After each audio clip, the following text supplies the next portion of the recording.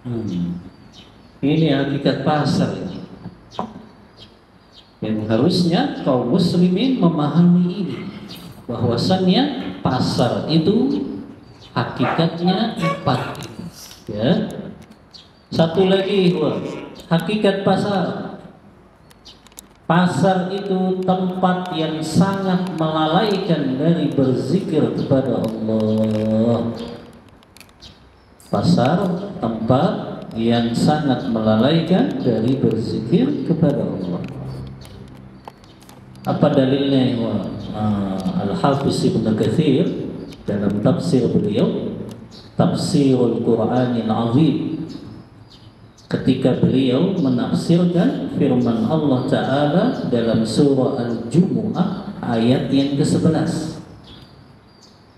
Allah Ta'ala berfirman, wa idza ra'au tijaratan aw lahwan faddu ilaiha wa tarakuka qa'iman. Dan apabila mereka, maksudnya para sahabat, melihat perniagaan atau permainan, mereka bubar untuk menuju kepadanya dan mereka tinggalkan kamu sedang berkhutbah. Ternyata kata Ibnu Katsir, sebab turunnya ayat ini, beliau membawakan hadis dari Jabir bin Abdullah yang diriwayatkan Imam Muslim dalam kitab Sahih. Kata sahabat Jabir, anna Nabiy sallallahu alaihi wasallam kana yakhutubu qa'iman yaumal jumu'ah. Nabi sallallahu alaihi wasallam suatu hari berdiri berkhutbah pada hari Jumat. Faja'at 'ayrun minasyam fanfatala an-nasu ilaiha hatta lam yabqa illa 12 rajulan. Jadi Rasulullah lagi khutbah Jumat nih, ya. Tiba-tiba datanglah rombongan pedagang dari Syam, tiba di Madinah. Rasulullah lagi khutbah, sahabat ngelihat rombongan yang datang dari Syam tersebut. Mereka berbondong-bondong menemui rombongan yang datang dari Syam tersebut, yang tersisa hanya 12 orang yang tetap dengerin Rasulullah khutbah. Makanya Allah turunkan ayat ini. Wa idza ra'au tijaratan aw lahwan faddu ilaiha wa tarakuka qa'iman. Sebagai teguran ini kepada para sahabat yang mereka ternyata menjadikan lalai itu dengan adanya perdagangan dan perniagaan. Nah, ini ikhwah 5 hakikat pasar yang harus kita ketahui. Jadi tidak layak itu orang yang beriman kepada Allah dan hari akhir menjadikan hobinya jalan-jalan di pasar. Karena kita sudah tahu hakikat pasar ini tadi, tempat yang paling dibenci Allah, tempat syaitan beranak, bertelur, menancapkan benderanya, dan tempat yang tadi kita sebut itu di mana berkumpulnya fitnah-fitnah dunia di pasar tersebut.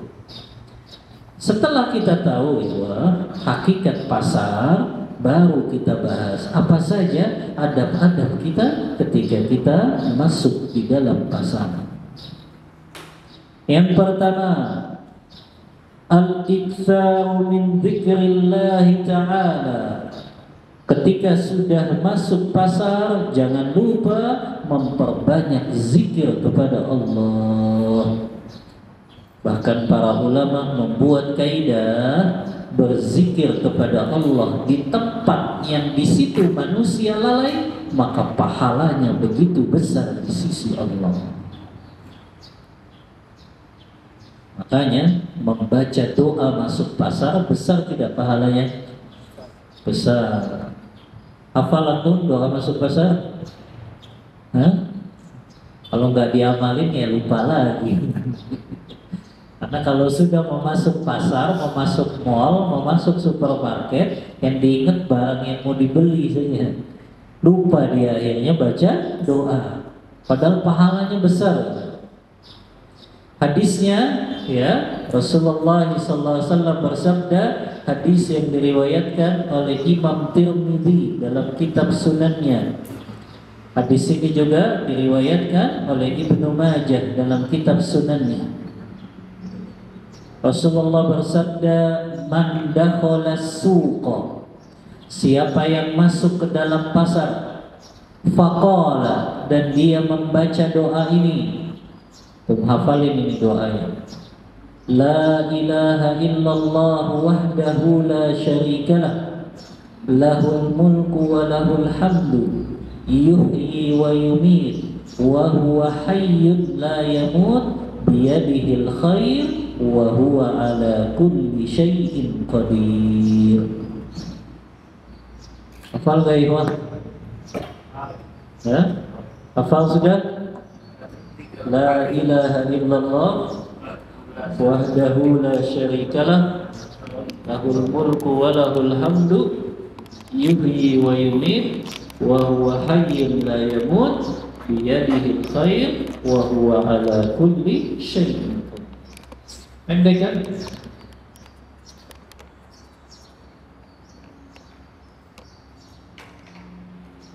Doa masuk pasar.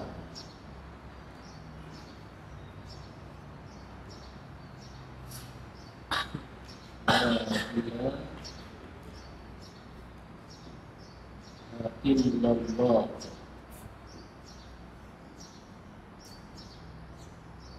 wahdahu la syarikalah,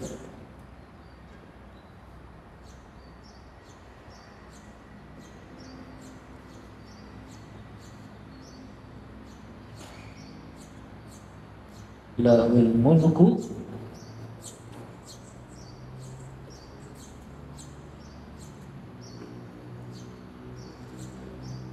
wa lahul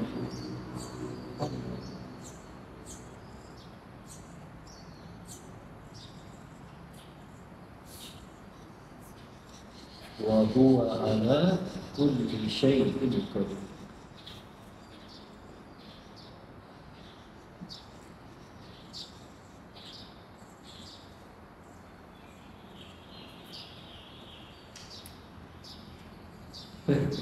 Yang tinggalan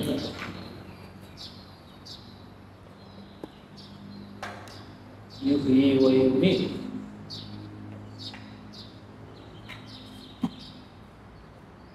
yuhyi wa yumit,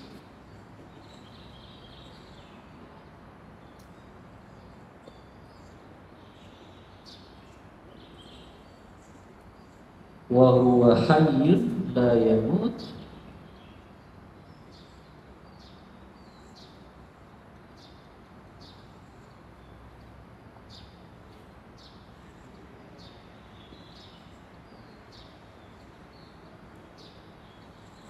biyadihil khair,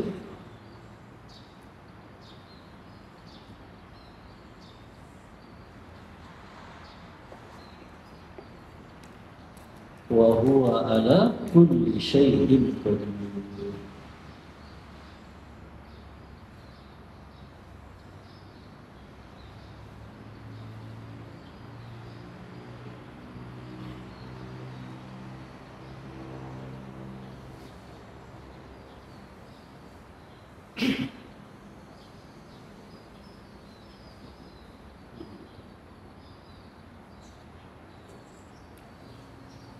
Ya, yang tinggalan ya. La ilaha illallah wahdahu la syarikalah, lahul mulku wa lahul hamdu, yuhyi wa yumit, wa huwa hayyun la yamut, biyadihil khair, wa huwa ala kulli syai'in qadir. Keutamaannya luar biasa ini. Siapa yang membaca doa ini ketika masuk ke dalam pasar, kata Rasulullah, maka dituliskan untuknya 1 juta pahala, 1 juta kebaikan. Kataballahu lahu alfa alfi hasanah. Allah tuliskan untuknya 1 juta kebaikan.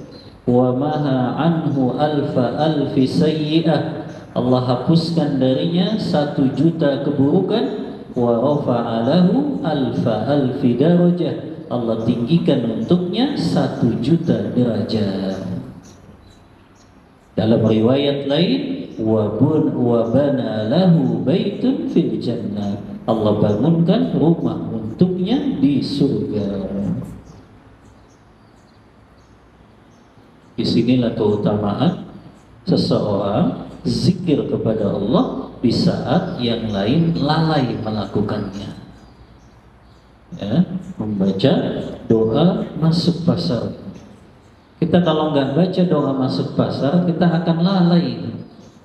Karena tadi syaitan menancapkan benderanya, maknanya mereka habis-habisan menggoda, membuat kita lalai. Berapa banyak orang kalau sudah masuk pasar ninggalin sholat 5 waktu berjamaah. Berapa banyak orang kalau sudah masuk pasar akhirnya dia menghabiskan waktu untuk yang tidak bermanfaat karena dia nggak baca doa. Tapi antum merasakan kalau antum baca doa masuk pasar, Allah betul-betul memberikan petunjuk, cukup dengan yang kita butuhkan saja. Setelah selesai udah kita langsung pergi dari pasar tersebut. Antum coba, antum eksperimen sebelum masuk mall baca doa ini. Antum betul-betul loh seperti diarahkan oleh Allah. Kalau sudah selesai hajatnya udah langsung keluar pasar, keluar mall gitu. Gak perlu lihat-lihat yang lain lagi, kan biasanya gitu. Ya, padahal hajat dan kebutuhannya selesai, ya pengennya lihat barang yang lain gitu. Akhirnya lalai itu.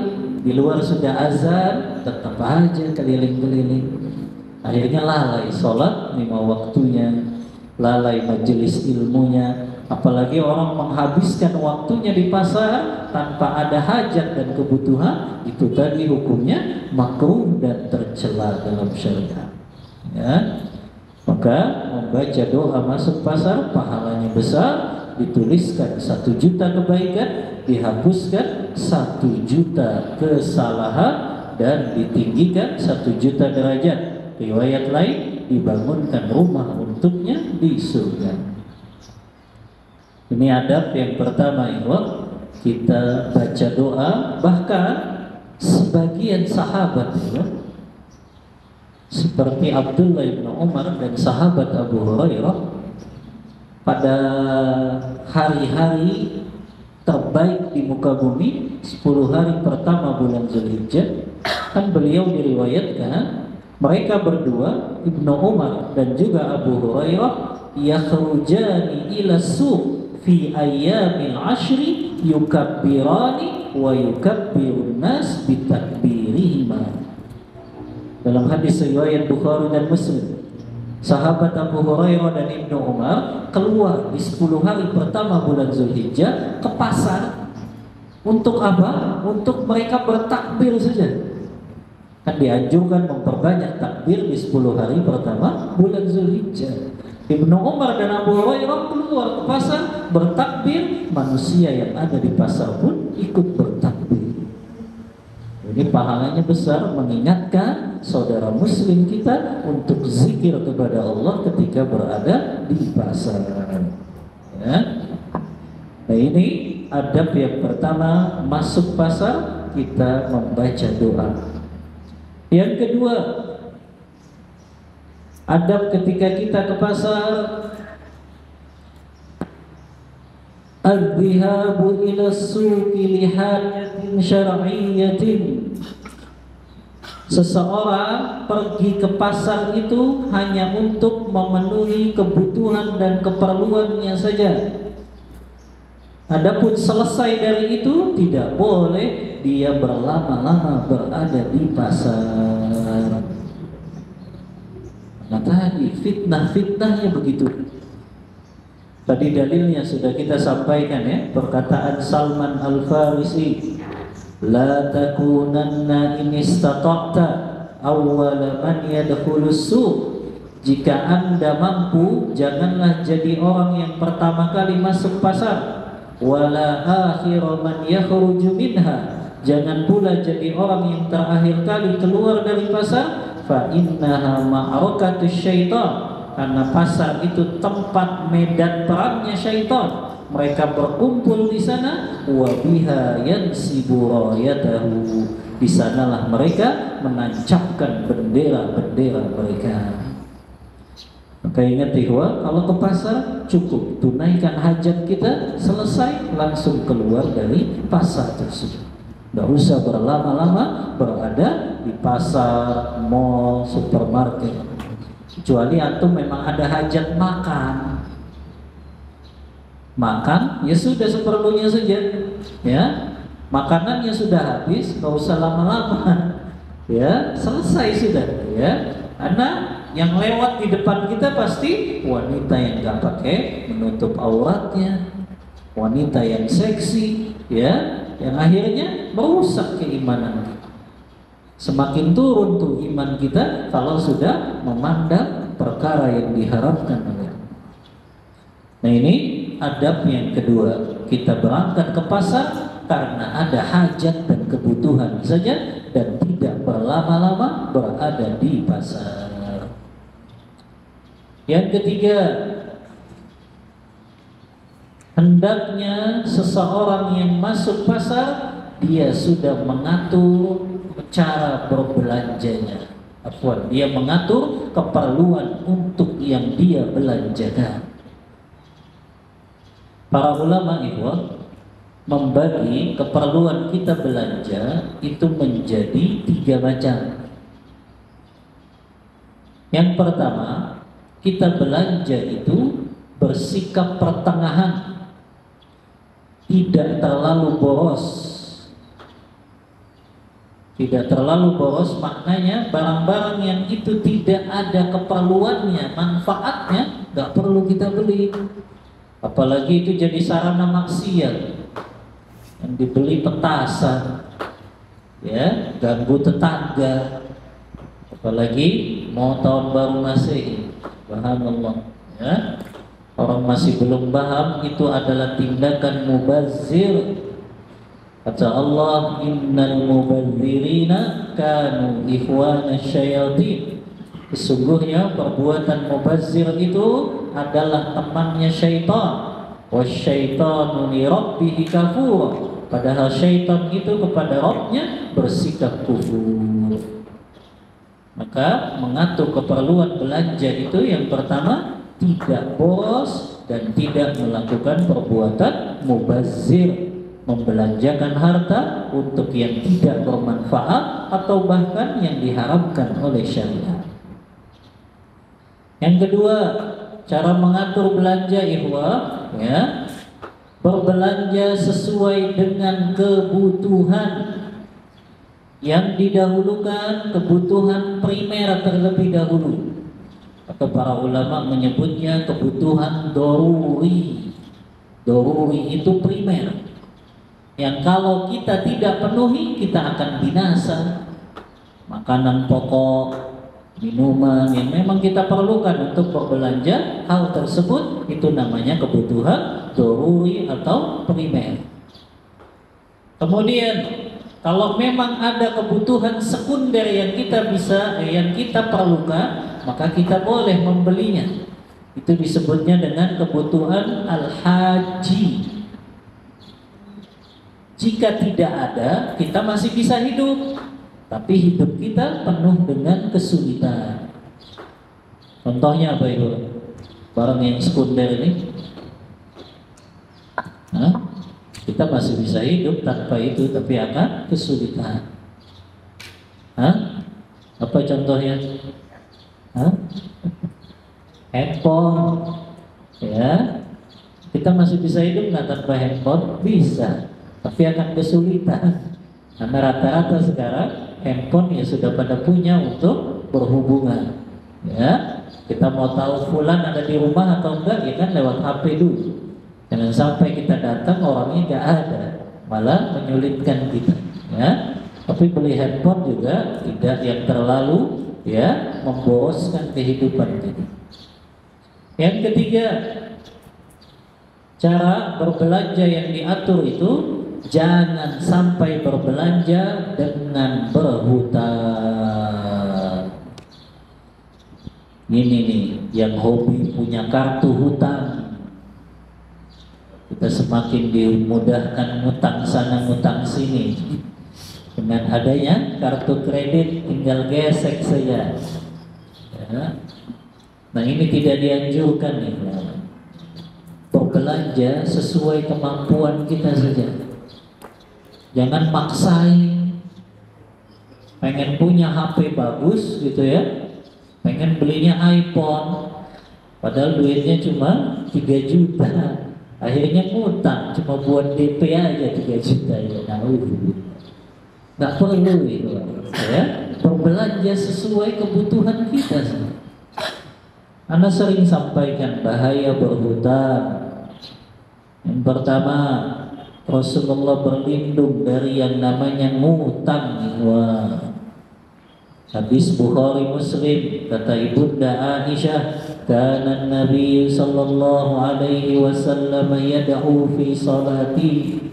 Rasulullah senantiasa membaca doa ini dalam salatnya. Doa kapan ini dibacanya? Ketika tahiyat akhir sebelum salam. Rasulullah kan minta 5 perlindungan kepada Allah. Allahumma inni a'udzubika min azabi jahannam. Ya Allah, aku berlindung kepadamu dari neraka jahannam. Wa a'udzubika min azabil qabr. Aku berlindung kepadamu dari azab kubur. Wa a'udzubika min fitnatil mahya wal mamat. Aku berlindung kepadamu dari fitnah kehidupan dan fitnah kematian. Wa a'udzubika min fitnatil masihid dajjal. Aku berlindung kepadamu dari fitnah al-masih ad-dajjal. Yang kelima nih, Rasulullah berlindung, Allahumma inni a'udzubika minal ma'khani wal maghrab. Ya Allah, aku berlindung kepadamu dari jatuh kepada dosa dan jatuh ke dalam hutang. Subhanallah. Rasulullah, manusia yang paling mulia, berlindung jatuh kepada hutang. Ketika ditanya sama sahabat, ya Rasulullah, ma aktsar tasta'idzu minal maghrib? Kenapa di antara doa yang paling banyak engkau baca, engkau berlindung jatuh kepada hutang? Untuk dengar jawabannya Rasulullah. Kata Rasulullah, li'anna rajula idza gharima haddatsa fakadzaba wa wa'ada fa akhlafa. Karena seseorang kalau sudah jadikan hutang itu sebagai lifestyle, orang zaman sekarang kan jadi hutang sebagai lifestyle, gaya hidup ya. Kalau orang sudah jadikan hutang sebagai kebiasaan, kalau dia bicara dia akan dusta, kalau dia janji dia akan mengingkari. Shadaqa Rasulullah SAW. Betul apa yang dikatakan Rasulullah. Orang kalau sudah banyak hutangnya di mana-mana, kalau bicara dusta, kalau janji dia akan mengingkari. Ini yang Rasulullah berlindung dari jatuh kepada yang namanya hutang. Ini bahaya pertama nih. Yang kedua, Rasulullah mengabarkan orang yang mati syahid bahwa adakah yang mulia dari orang yang mati syahid? Gak ada yang lebih mulia. Orang yang mati syahid, kata Rasulullah dalam hadis riwayat Muslim, lisyahidi yughfaru kullu dzambin illa dainu. Orang yang mati syahid seluruh dosanya diampuni oleh Allah kecuali hutangnya. Ini orang yang mati syahid di medan jihad. Gak ada yang lebih mulia daripada orang yang mati syahid. Seluruh dosanya diampuni kecuali hutang. Yang ketiga, ya, bahaya menjadikan hutang sebagai kebiasaan. Rasulullah tidak mau menyolatkan jenazah yang masih memiliki hutang.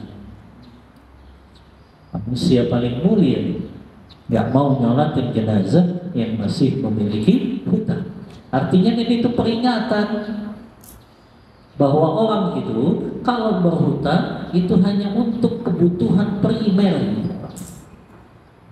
Maknanya disebutkan di sini oleh ulama bahaya tentang hutang yang tidak dibayarkan, maka dia kalau berhutang jangan jadikan itu bermudah-mudahan. Jangan jadikan itu kebiasaan. Kalau untuk memenuhi kebutuhan primer itu yang dibolehkan. Karena Rasulullah pun pernah berhutang kan? Dalam hadis riwayat Bukhari kata Aisyah, "Anna Nabiyya sallallahu alaihi wasallam ishtara ta'aman min Yahudi 30 sa'an bi thamanin muajjalin wa rahanahu dir'ahu." Rasulullah pernah jual beli dengan orang Yahudi secara tidak tunai.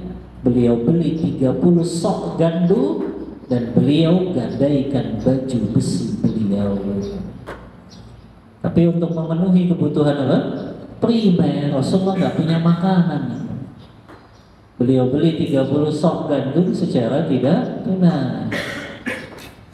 Nah ini yang perlu dipahami. Jadi jangan menjadikan dalil, Rasulullah juga pernah ngutang. Dia ngutangnya Rasulullah karena apa? Bukan untuk memenuhi kebutuhan tersier, bukan untuk bermewah-mewahan gitu ya. Punya barang-barang mewah tapi hasil ngutang sana ngutang sini. Ya? Makanya antum jangan terpesona ya dengan artis yang suka mamerin barang-barang mewahnya. Karena kadang suka berbicara dalam hati, ya.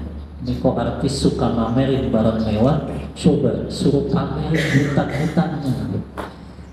Ya, itu mah karena hutang-hutangnya nggak dipamerin aja. Ya, yang dipamerkan cuma apa? Barang-barang mewahnya. Ya, itu mereka hasil hutang loh. Hasil hutang nggak perlu dipamerkan.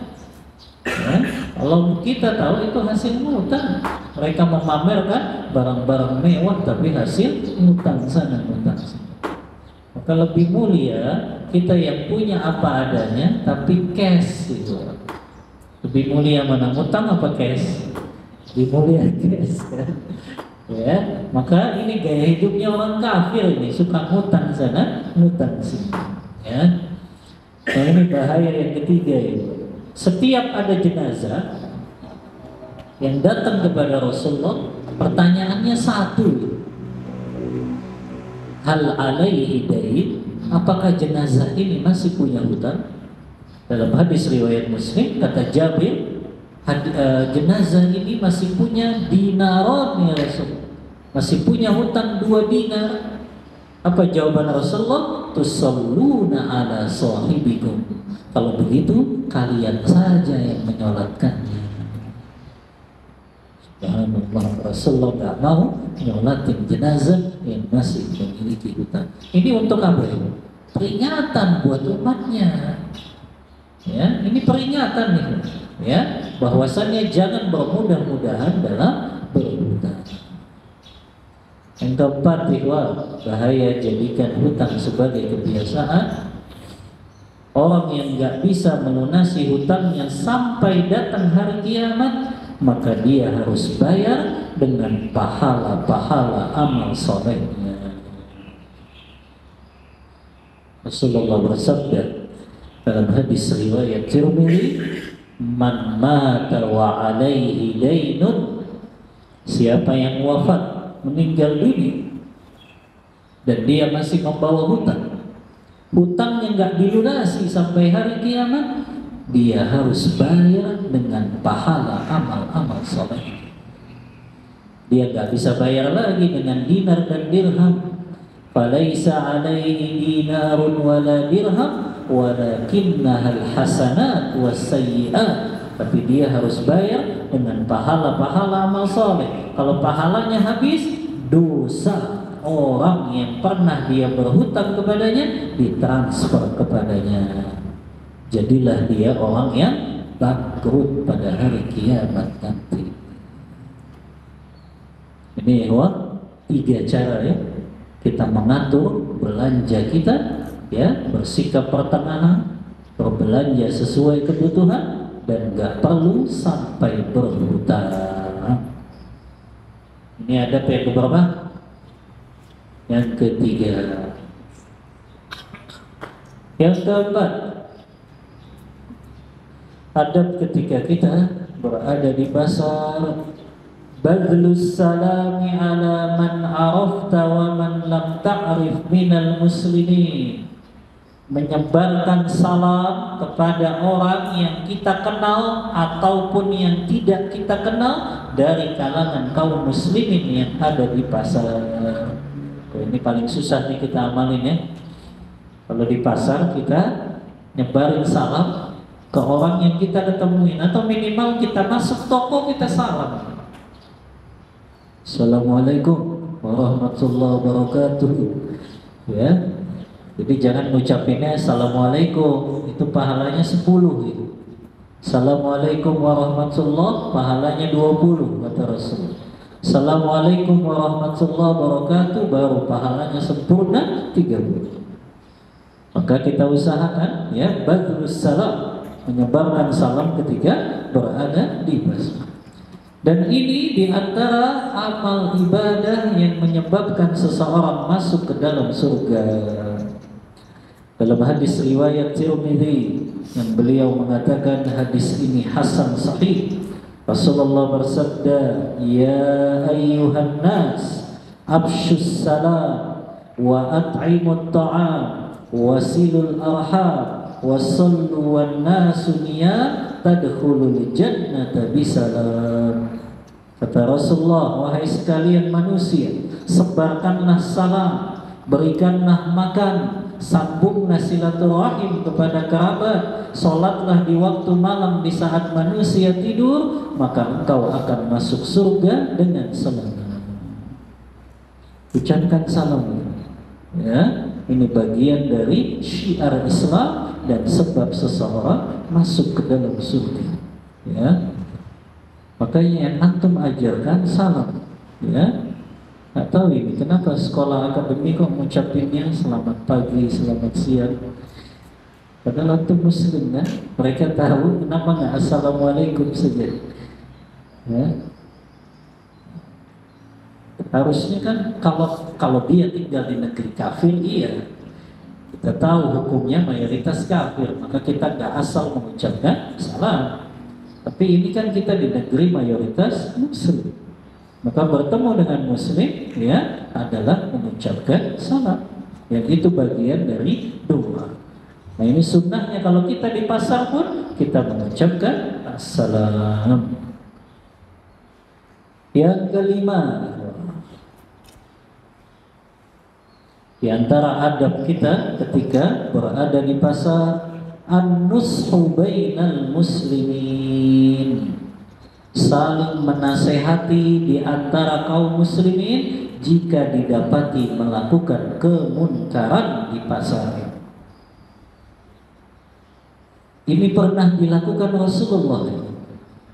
Dalam hadis riwayat Muslim, dalam kitab sahihnya, sahabat Abu Hurairah menceritakan, anna Rasulullah sallallahu alaihi wasallam marra ala subrati ta'amin. Suatu hari Rasulullah melewati pedagang yang dia memasukkan makanan di dalam karungnya. Jadi di dalam karung dia masukkan setumpuk gandum. Rasulullah lewat, fa'adkhala yadahu fiha. Rasulullah masukkan tangannya ke dalam kantong karung gandum tadi sampai ke bawah. Fanala asabi'uhu balalan. Ternyata Rasulullah dapati bagian bawah gandum itu basah. Langsung Rasulullah bertanya, faqala ma hadha ya sahibat ta'am. Apa ini wahai penjual makanan? Kok yang paling bawah basah? Apa kata penjual makanan? Asobathus sama'u ya Rasulullah. Makanan ini kena hujan ya Rasulullah.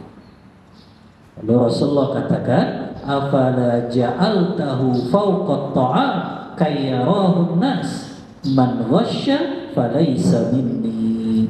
Kenapa engkau enggak jadikan bagian makanan yang basah itu adanya di atas, biar orang yang beli itu tahu kalau ternyata tumpukan dalam karung ini ada aibnya, yaitu ada yang basahnya. Maka Rasulullah mengingatkan, man ghasya Siapa yang berbuat penipuan, maka dia bukan golonganku. Kita sudah sebutkan tadi kaidah ya. Kata Imam Zahabi dalam kitabnya Al-Kabair, kalau ada lafaz hadis bukanlah golonganku, bukanlah golongan kami, itu maknanya dosa besar. Maka penipuan seperti ini termasuk dalam dosa besar. Kalau seseorang melakukan penipuan, kecurangan ketika melakukan transaksi jual beli. Yang keenam itu, adab ketika berada di pasar.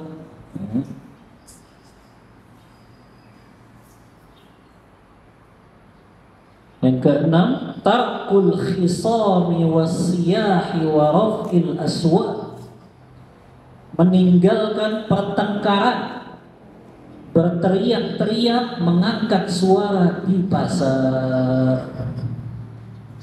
Maknanya di sini ya, mengingkari ya, berteriak-teriak di pasar yang dilarang di sini. Kalau dia terjadi persengketaan, misalnya ternyata penjualnya mengasih barang yang tidak bagus, akhirnya dia berteriak-teriak, maka orang yang seperti ini dilarang oleh Rasul. Bahkan Rasulullah SAW bersabda, Innallaha yubghidu kulla ja'zariyyin jawadin sakhabin. Sesungguhnya Rasulullah membenci orang yang kasar, orang yang bengis, kejam, sakhabin fil aswaq, orang yang suka berteriak-teriak ketika berada di pasar. Maknanya berteriak di sini bukan nawarin dagangan, tapi berteriak di sini ketika dia terjadi sengketa. Ya, akhirnya berteriak, menjelek-jelekan pedagangnya, dia umbar aibnya. Dengan dia teriak-teriak itu perkara yang dilarang. Bahkan Rasulullah memuji orang yang mudah dan lemah lembut ketika melakukan transaksi jual beli. Kata Rasulullah dalam hadis Bukhari, rahimallahu rajulan samhan idza ba'a wa samhan idza ishtara wa samhan idza tada. Kata Rasulullah, Allah Ta'ala merahmati seseorang yang lemah lembut ketika melakukan jual beli, yang lemah lembut ketika menagih haknya. Mungkin sebagai karyawan kalau nagih hak juga tetap lemah lembut. Jadi jangan garang gitu ya, kasar ya, bengis. Ini Rasulullah mengatakan Allah merahmati itu ya, orang yang dia lemah lembut ketika jual beli di pasar, tidak mengangkat suara, tidak menjelek-jelekan. Termasuk ketika kita nagih hak kita, apakah itu kita nagih hutang kita, atau kita nagih gaji yang mungkin agak terlambat ditransfernya, ya. Dan kan orang kalau nagih haknya itu dengan ya suara kasar, ya, membentak, maka Rasulullah mengajarkan kita itu nggak boleh ngangkat suara, apalagi kalau itu di pasar. Hadis riwayat Tirmidzi dan Baihaqi dalam kitab Sunan Kubra. Ini adab yang keenam. Bahkan Rasulullah mengatakan, iyyakum wahai syakil aswaq. Dalam hadis riwayat Muslim kata Rasulullah, jauhilah oleh kalian suka berteriak-teriak, mengangkat suara yang tinggi ketika bersengketa di pasar. Maka jangan angkat suara dengan kasar ketika kita terjadi persengketaan di pasar. Ini adab yang keenam. Adab yang ketujuh, ya, yang terakhir, adamul ghaflati anil ibadah. Jangan kita lalai dari ibadah kepada Allah ketika masuk ke dalam pasar. Jangan kita lalai. lalai dari sholat 5 waktu. Kalau sudah azan sama ikhwah, perilaku kita di pasar sama. Kalau sudah azan, ya, yang di situ kebutuhan kita masih bisa ditunda, segera menuju masjid. Ya, kan ada kan masjid, ya, di mall. Kalau di Jakarta itu sudah bagus-bagus itu. Masjid-masjid itu di bawah tapi sudah bagus. Kalau di Jakarta ya, atau kalau di Kerawang. Ya, yang anak pernah masuk sih racing tapi nggak terlalu luas. Ya. Ya, kalau di Jakarta itu dibuat bagus, nggak tahu, mungkin ada peraturannya kali. Kalau ada mall di situ harus dibangun masjid di bawahnya, jadi bisa untuk sholat Jumat pun. Ya, kalau di Kerawang ada nggak mall kayak gitu? Di bawahnya masjid buat sholat Jumat bisa gitu?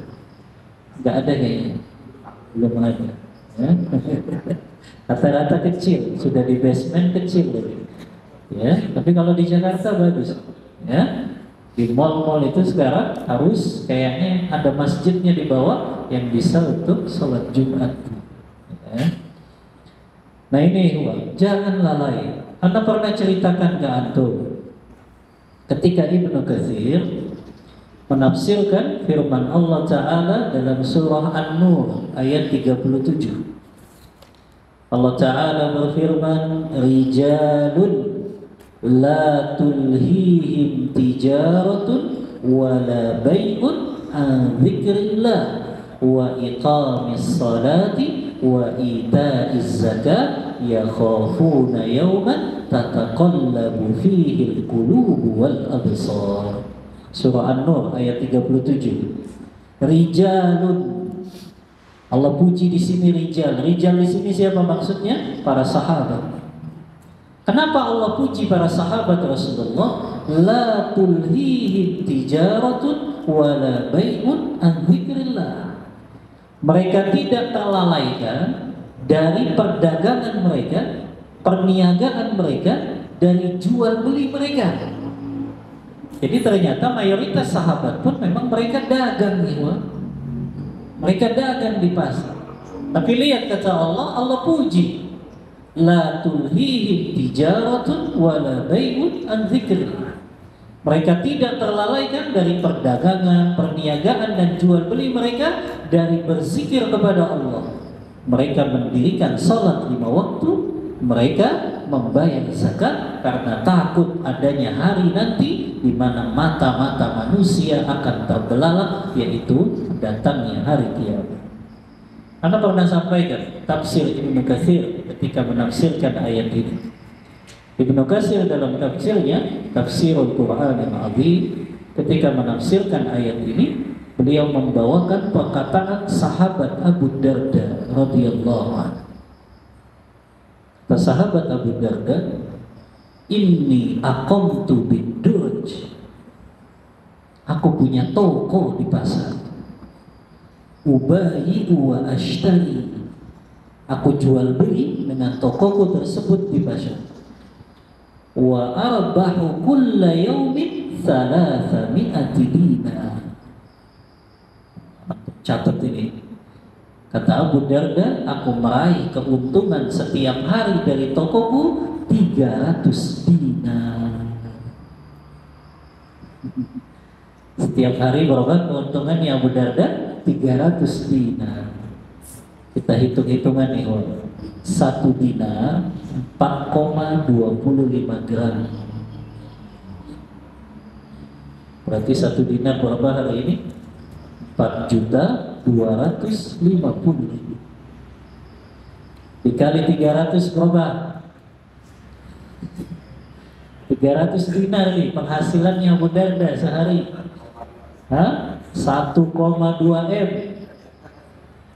Aku meraih keuntungan setiap hari 300 dinar, kata Abu Darda. Wa ushhidus sholata bil jamaah fil masjid. Aku nggak pernah ketinggalan sholat berjamaah di masjid. Abu Darda. Jadi jangan bilang sahabat itu nganggur, ya. Sahabat itu pengusaha, pedagang, tapi mereka nggak terlalaikan dari jual beli mereka. Mereka nggak terlalaikan dari perdagangan mereka. Lihat nih testimoninya sahabat Abu Darda radhiyallahu anhu. Setiap hari aku meraih keuntungan 300 dinar, tapi aku nggak pernah ketinggalan sholat berjamaah di masjid. 1,2 M itu per hari, ikhwan. Per bulan berapa? 30 M, subhanallah. Ya, ini orang penghasilannya 5 juta sehari nggak mau ke masjid. Ya, penghasilannya 10 juta, ya, paling besar berapa? 50-100 juta nggak mau ke masjid, subhanallah. Abu Darda per hari 1,2 M nggak pernah ketinggalan sholat berjamaah di masjid. Lihat, mereka itu di pasar itu, interaksinya jual belinya di pasar, tapi nggak terlalaikan, subhanallah. Makanya Allah puji nih, rijalun la tulhihim tijaratun wala bai'un an dzikrillah. Mereka orang-orang yang tidak terlalaikan dari perniagaan, perdagangan, jual beli mereka dari berzikir kepada Allah Ta'ala. Ya, baik, ini 7 adab-adab yang berkaitan dengan pasar. Ya, untuk materi yang dicukupkan, kita buka diskusi dan tanya jawab. Wallahu ta'ala a'lam bissawab. Wa sallallahu ala nabiyyina Muhammadin wa ala alihi wa sahbihi wa sallam. Tafadhal.